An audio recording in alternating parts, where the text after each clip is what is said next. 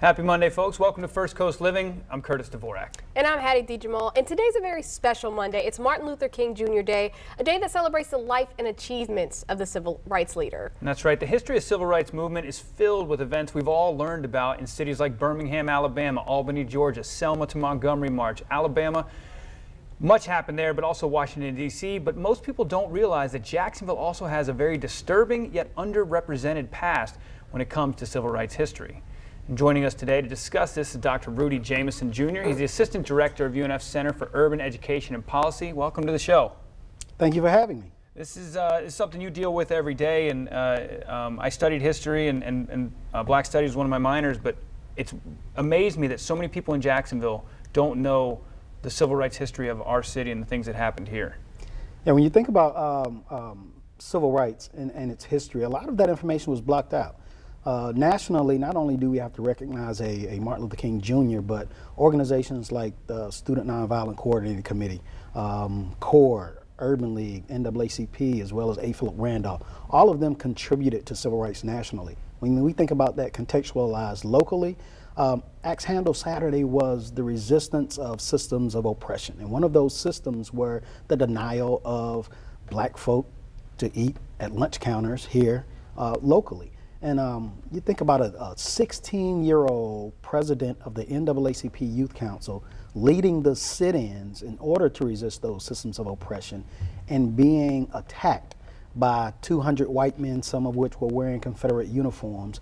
I mean, can you imagine that level of responsibility? Right, at 16. I can't fathom that. Absolutely. So, I mean, it's the quintessential story of youth leadership development. Rutledge Pearson was actually the advisor for the NAACP Youth Council and helped coordinate and lead these students in the sit-ins. But it was the students that were actually manifesting that resistance. One of those students, Rodney Hurst.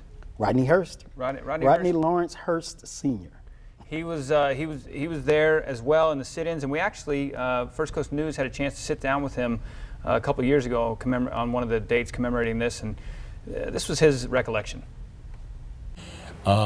We sat in at Grant's, which was on the corner of Adams and Main Street, and again, all of the stores closed their lunch counter, and as we walked out of Grant's onto Adams Street walking west, we were met coming down the street by just a horde of whites with axe handles and baseball bats. And even though we were obviously their target, they were also swinging at any black person, hitting any black person, wielding the bats and the axe handles against any black person downtown, and any white person who assisted those black persons got hit too. So the store started closing doors and locking doors. If you were in, you stayed in. If you were out, you couldn't get in. And you had no choice but to run. Wow. Unbelievable. Yeah. So Rodney Hurst this is an example that you use on multiple occasions, right? Absolutely. So Rodney Hurst is a mentor and a friend of mine. And I think one of the things in education that we have to consider and put front and center is crossing these metaphorical borders of difference. When we talk about Axe Handle Saturday, it was race, right? I mean, you talk about the shooting in Parkland, it's gun control. But we talk about civil rights, and we're talking about crossing metaphorical borders of difference. How do we have these conversations in the spirit of love, hope, courage, and agency so that we can come together and create some type of common meaning and common belief and common value around what's right? Yeah, and this is a difficult thing to do sometimes because it is a very touchy subject. It's a very, race, particularly race, is a very uncomfortable conversation to have. When we think about that, and it has its historical past, there has been a delineation between white and black for as long as we have existed. How do we blur those lines in ways that honor humanity, that honor us as human beings primarily?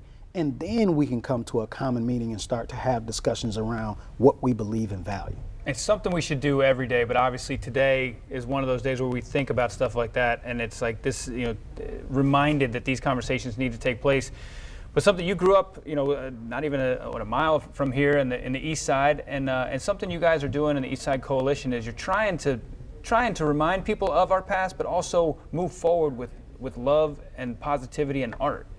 So one of the projects that we have recently completed is called the Hope and History Mural Project, and it's the Axe Handle Saturday mural, and it tells the story. So we convened 25 plus high school students from around Jacksonville, Florida, and for a year took them through curriculum around the 1960 sit-ins and Axe Handle Saturday to show them not only the historical context of the civil rights movement, but also we wanted them to see contemporary issues around systems of oppression and have them understand that in a better way. And what that culminated in is them deciding what this mural was going to look like. We had two phenomenal muralists, in Nicole Holderbaum and Suzanne Pickett, and they led the students through the project.